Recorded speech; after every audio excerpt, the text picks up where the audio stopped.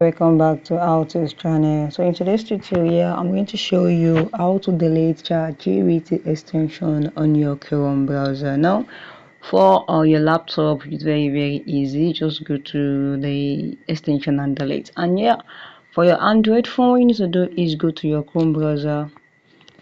Once you go to your Chrome browser, the easiest way for you to delete anything on ChatGPT is just search your ChatGPT like this, and what you need to do is come to this three line dot and then go to history. Under history, go and delete everything on the ChatGPT on your history. Everything on ChatGPT on your history, just delete it, and that is very easy. Just delete it. You're not going to find anything on ChatGPT again on your phone. It's very easy.